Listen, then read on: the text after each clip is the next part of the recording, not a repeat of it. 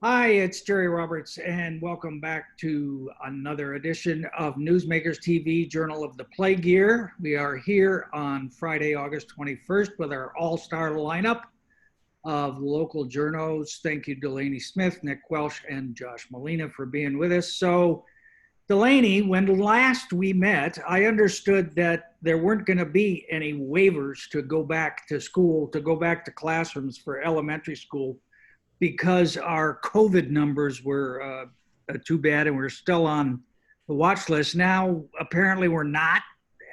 What changed?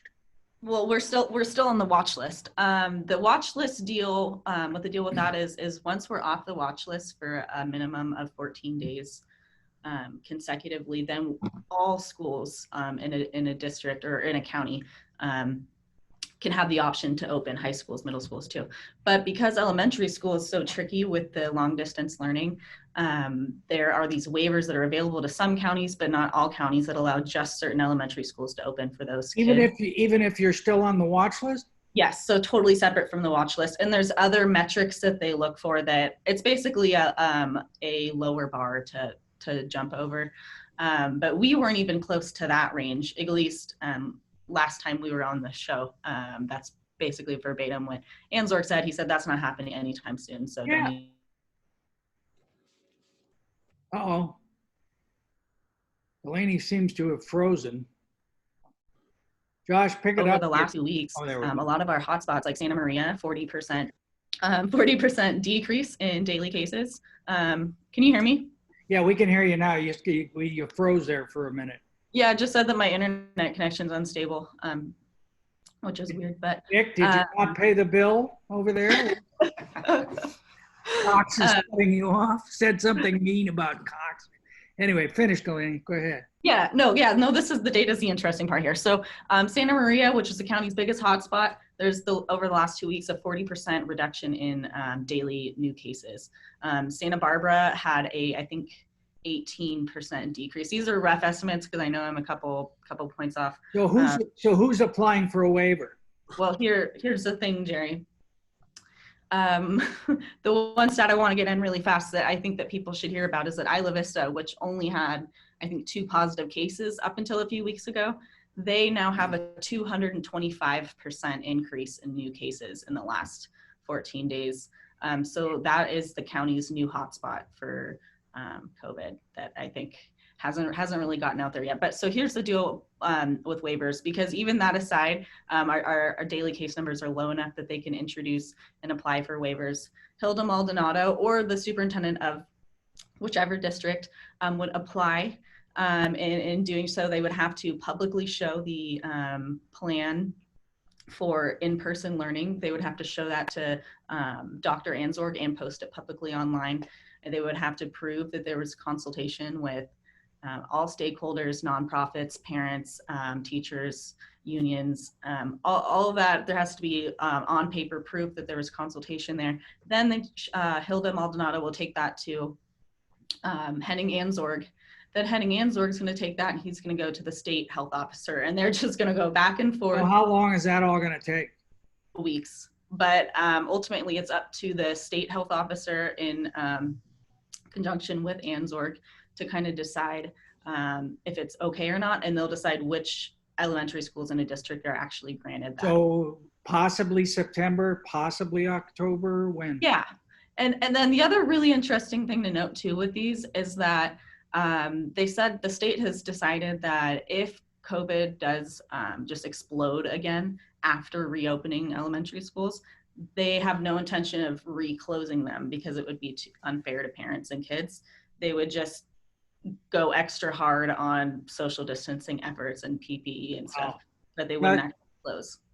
Josh, jump in here. You got 2 kids in school that you had to get started with distance learning this week. I'm sure that went just as smoothly as could be. What's your take on the waivers and back to school and where things stand? Well, Delaney did a good job of offering the summary, and she's exactly right, as I understand it. But I don't believe anything that the county health officials say, because, I mean, I believe they believe A, But when they make sweeping decisions and conclusions about what it's going to be like down the road, they've already showed that they change so often that it's hard to sort of, for me to put a lot of stock into, oh, they're going to do that, or they're never going to do that. So for me, it's just sort of like, here's what we have today, and they'll probably change their minds over and over and over again, which is what they've been doing this whole time. And I understand it's not their fault. I understand everything changes, blah, blah, blah. But the reality is that they do offer inconsistent direction. I've got 2 kids, 2 different districts. They've been doing a fine job. Most of the issues are not with the content of the teaching. The instruction is fine. Most of the issues on, my end and other families' ends have been technical. Teachers sending out Zoom links that can be opened. There's not just one way to send out a Zoom link. And so for my kid who's got a school issued Chromebook, if you send out a wrong Zoom link, I can't hop on to her Chromebook and log in through my Zoom because everything is blocked. So there's those things. So what you had, when you sort of look at the digital sort of equity gap, for some kids, the first day of school, the only kids who were able to get into Zoom were the ones whose parents had an extra computer, so they could log on for them, and they would use the parents' computer. So it's little things like that were realities. But as far as the content, the teaching, they're very prepared. The students are doing the teachers are doing a good job being able to hit the ground running. It's just sort of the transitions to get there, which I've noticed have been difficult, at least at the elementary level. My high schooler, who's in the Santa Barbara Unified District, it's going great. I mean, they're taking it really rigorously, or seriously. He's got a ton of homework. It's due quickly. It is going well. And he's sort of self-contained. Now, not every kid is going to be like that. I don't know every kid's experience. I did go and do a story on the first day where the school district had a very well-managed, well-controlled sort of media tour. Thank you, Cammie Barnwell. Yes. Yeah, I hate covering those things because they're not real, but they are glimpses into what's happening. And so they took us to Harding and they took us to La Cumbra. And, you have teachers really hard to reach their students. They're able to use their classrooms. And so they're going through the same sort of technical problems. I mean, imagine, look at the glitch in the internet that the Indy had a moment ago. Now imagine that in a classroom with kids. It's very frustrating, right? We can laugh at it as adults, but when you lose your connection, it's very frustrating. So those are things that kids are going to have to just sort of come to expect and learn. I did get a great Twitter video of Hilda Maldonado and 2 other people doing 25 jumping jacks. You gave up Twitter, Jerry, so I'm sure you didn't see it. No, I lurked. I just lurk. But one of the teachers, Megan Reed, she's a 6th grade teacher at Harding.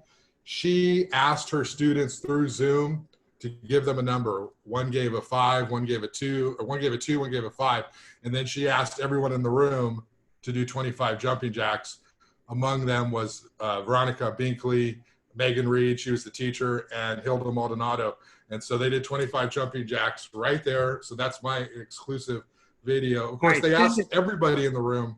I decided to take video and not do the jumping. Yeah, good idea. Send it to Newsmakers. Maybe you'll get more than you will in that stupid Twitter feed.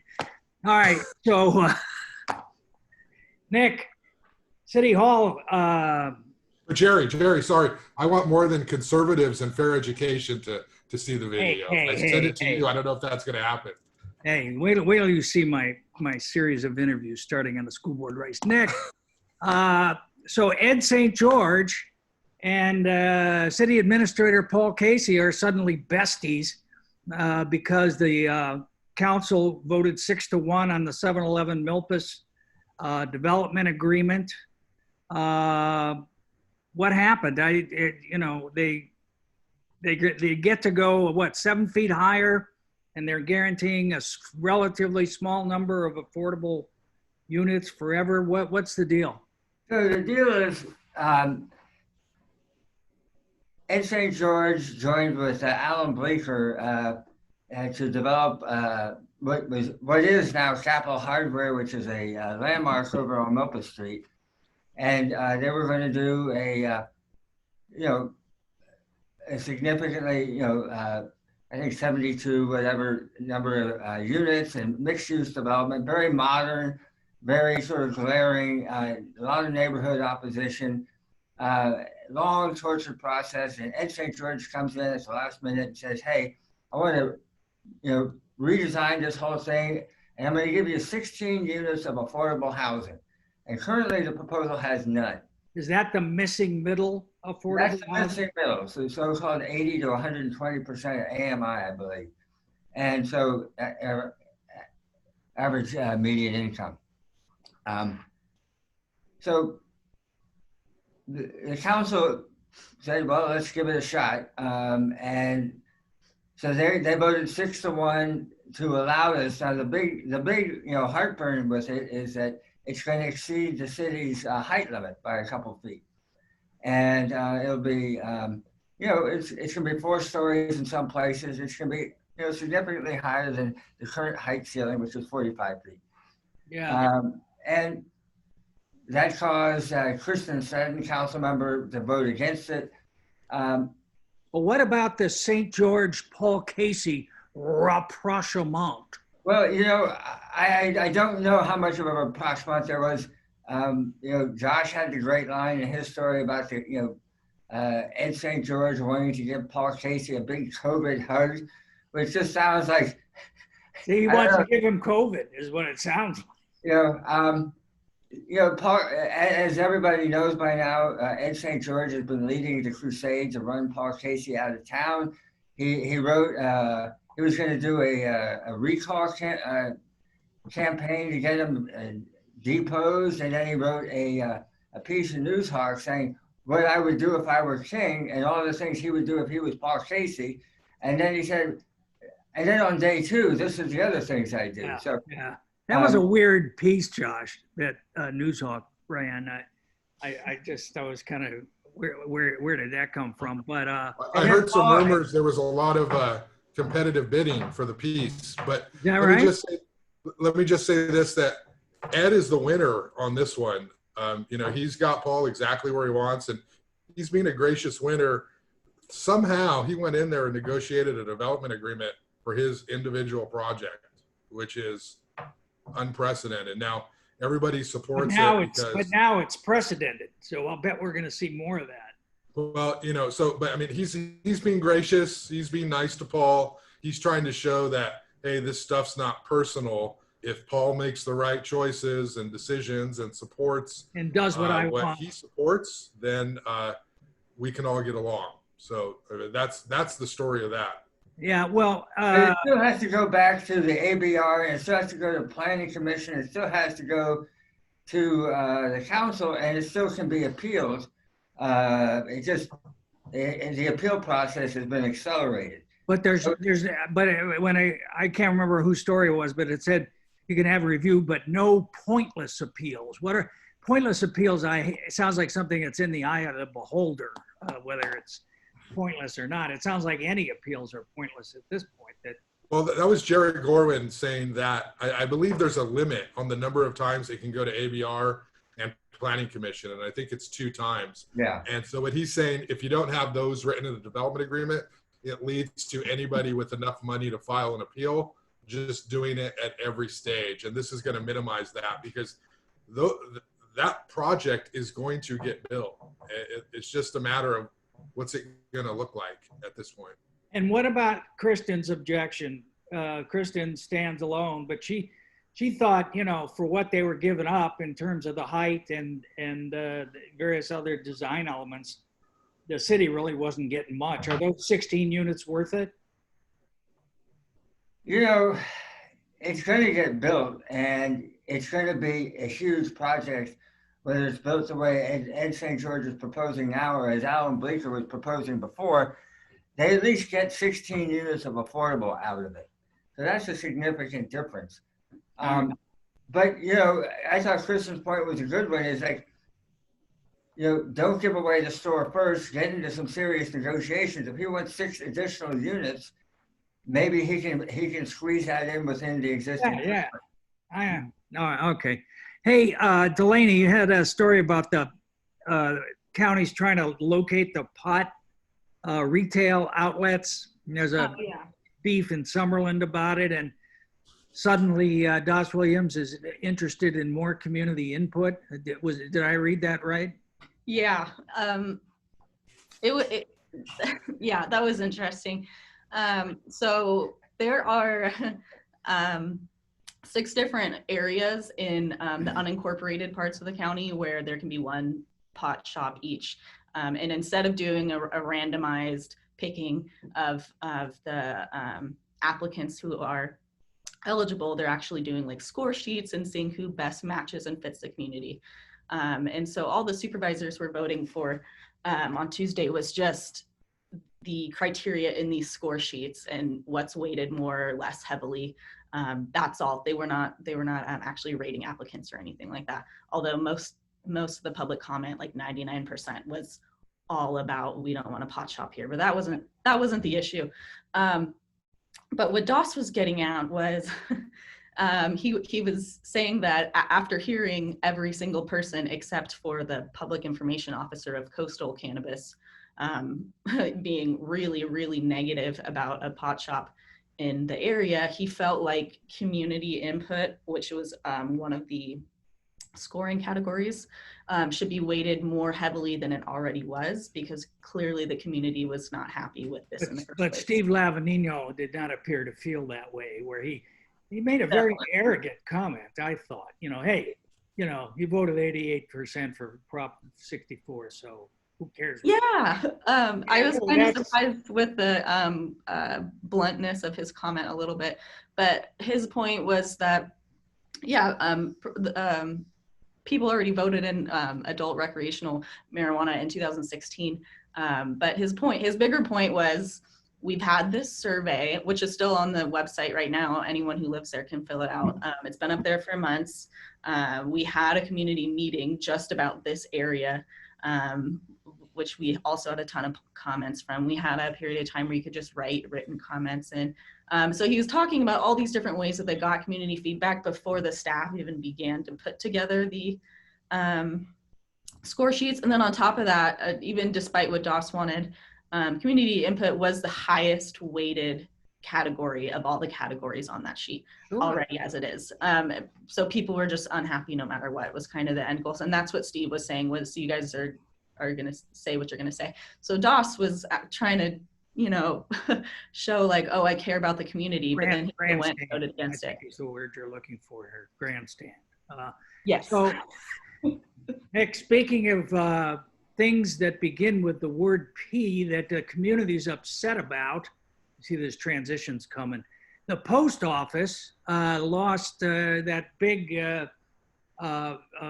mailbox on Patterson, mysteriously disappeared, then something reappeared. What the hell's going on? Is this part of the national UPS scandal? Yeah, it is.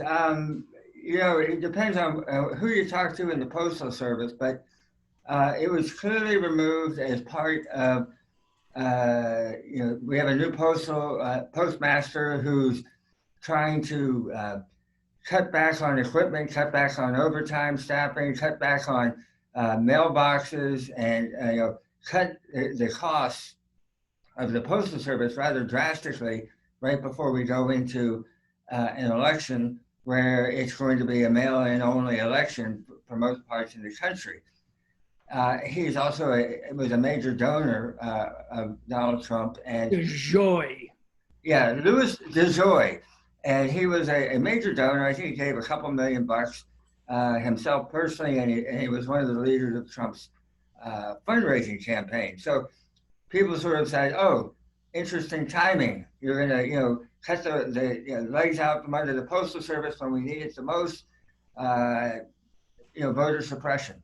So all of a sudden, the big elephantine blue mailbox that has stood in front of the Patterson Street facility disappeared on Friday, and there was no explanation. And you know, not supervisor, but Congress member Carbajal called up, tried to get answers, couldn't get any answers for a while. And there was no answer. It was radio silence. And the Democratic Party activists and progressive activists in town started pitching a fit. The thing went viral. There was a protest on Monday. There was, hit and run flowers put out over the weekend. And they raised a stink. And all of a sudden, you have, the local postmaster saying, oh, well, people have been vandalizing this box. And so we removed it because people have been stealing checks, stealing letters and stealing checks. But that was not what the Postmaster General said, or the spokesperson for the Postmaster General. She said this was all part of a grand plan to focus the use of resources in an efficient way. But they all backed off. We now have mailboxes. We do. So the mailboxes are back. And, as a practical matter, it's not going to matter that much in California because, it's going to be blue. It'll matter in local races for sure, the state of the counting for the mail-in ballots. But gee whiz, nationally, it's just, you look at states like Wisconsin and Pennsylvania and what happened in New York, it's going to be such a mess. In the battleground states where, it's going to be a big problem because in California right now, is it like 15, 21 days after the election day, they are still going to be counting ballots that come in late. In the battleground states, they don't do that. There's no extension period. So right. If you're not there on election day, that's it. Yeah. All right. Hey, Josh, you've had a couple of stories from the Hal Conklin Salon about State Street and downtown, and everybody appears to be in agreement on it. That's going to be the way it is forever, isn't it? I don't see anybody who's saying, oh, no, let's go back to the way it was. Well, it'll be that way through December 8th and probably then through March 8th because they're going to extend it. They have the option, whatever that means, to extend it for another 3 months that the council approved. So I think that it is going to be closed. The questions will probably be which blocks and what kind of design aesthetic review they're going to put out there because they're not supposed to go to the middle line on the road, and a lot of them do. A lot of them have just sort of done it. So I think the real debate is not going to be whether to keep the State Street Promenade open. It's going to be which blocks, how long, how far, and what exactly that it's going to look like. Hey, you've become sort of the Boswell of the Hal Conklin Wednesday teas. Have you asked him directly if he's running for mayor? Can you explain that reference to me, Jerry? Boswell, look it up. Yeah, I'm afraid you're. Is it from like 1950 or is it? No, it's from the 1700s actually. Oh, okay. Yeah. Anyway, that must be from an American history class. So. It's from a classically educated person. Let's put it that way. We didn't have a lot of critical. Maybe you should have Megan Harmon on your show and you can talk Harvard. Anyway, Josh, you seem to be writing a lot about how is he running for mayor or not? Well, I've come to like Hal a lot more with these things because I didn't know him, and usually when you have sort of an opinion of somebody, the more you get to know them, it often changes, and sometimes it's the other direction too. But he's really wise. He does have a lot of great historical knowledge, and he peppers these interviews and this conversation with his sense of history, and he sort of calms everything. Everything that's happening today, Hal Conklin figures out a way to explain how it happened in 1988. Yeah, and he does it really eloquently, and he makes you kind of feel safe to some degree. So that is a quality that is good in politics. That's a quality that's good in politics. It looks like he's going to run for mayor. I mean, I don't know why he would be so out there so much, sort of to position himself. Does he ever talk about it? Does he ever? What? Does he talk about it? I have not asked him. You know, I think the last time I asked him, he said it's far too early. That might have been 6 months ago. But he's clearly positioning himself as the anti-mayor. I mean, here's what's interesting about what he does is that here you have Kathy Murillo, who is you know, she is what she is. She badly sees herself as the leader of the city staff, and Yeah, that's exactly right. That's a and great city point. government. Okay, and here you have Hal Conklin, who is doing exactly what a mayor should be doing, which is bringing the community, the people out there who have the real issues, together to talk. And so he's showing by example what it's like to be a collaborative leader. And Kathy has not done that. So if we're looking at from a sort of analytical perspective, Hal is schooling her every week because he is involved and engaged, and he's meeting with her colleagues. It's notable that the only two who have not been on his show have been Eric Friedman and Kathy Murillo, and Eric's probably lined up to appear. Kathy's the only at one some who hasn't point. been on my show, too. What do you think, Nick, as someone who explains things going back to 1880? You think Hal's running? I asked Hal. He said, you know, he kind of threads the needle. He says that, you know, he will if he has to.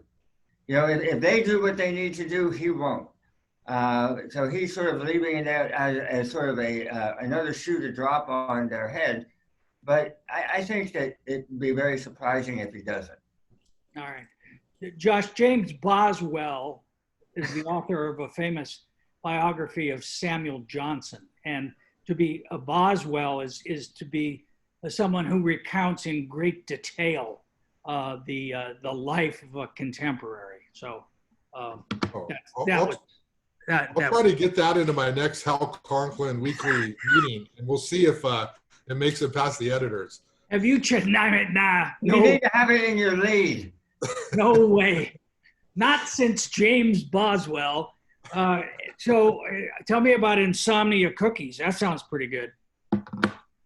I guess when you're drunk and you need something to eat, you call Insomnia Cookies, and they will deliver you delicious cookies. They're new Drunk, on stage. I think is What's not the. It's I not. know, I'm the- like, he's really off on this.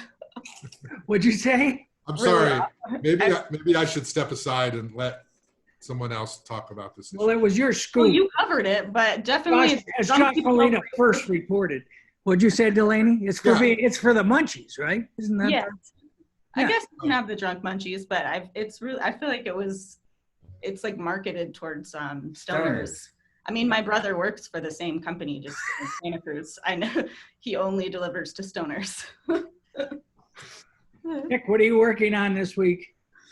Oh, right now I'm working on the fact that after all these years, all these months of dealing with COVID by education and persuasion and not enforcement, the county supervisors are now about to adopt an ordinance that gives them enforcement powers. All right. Well, Joe And so- Biden said in his acceptance address that he was going to put a national mandate on if he's Right. elected. So good for them. Delaney, what are you working on? I'm profiling all of the candidates. Oh yeah, that's pretty good. My interviews with them are going to start on Sunday probably. I interviewed Brian this week, who Me was too. wearing a baseball hat. He was wearing a baseball hat with me too. I'm not sure about the brand. What team was it? That's No, the key, right? it's his kid's school, elementary school, Or Washington. Washington, yeah. And I also talked to Moni, and then I see you got this guy Elrod. Is that how his name is pronounced? Yep. I can't wait to see your interview with him. Yeah. And Josh, what do you? He's very unique. He's a really unique candidate. All right. Josh, what do you got? What do you got on that podcast? Oh, I've got a good one with Fidel Rodriguez, who was one of the big activists in changing the name Indio Muerto on the east side, and which means dead Indian. And he grew up in Santa Barbara, and he's a He's got a couple degrees from USC, and so he talks about sort of the Native American omissions in our textbooks, and a lot about different historical things that have happened here in Santa Barbara related to that. So really bright guy. That's going to go up soon. What's going to happen with the San Andreas Dolores? They're going to drop it because It's they not going to happen. That's not going to happen. Not that Dolores Huerta, naming a street after Dolores Huerta is a dumb idea, but you know, they need to find a street that works for the community, not San Andreas Street. Yeah, because it's really more of a business disruption issue. I mean, if you go down San Andreas Street now, you see tons of signs on the trees and the telephone poles saying, "Keep the name." I don't think they got any buy-in from the neighborhood before they popped the idea. Good idea. All right, thanks, guys. Stay safe. We've only got, my sources are telling me we've 2.5 more years. we've only got 2.5 more years to go, and then I'll be able to go out and get coffee again, except all the coffee shops I used to go to are closed. All right, I'll see you. Thanks. All right.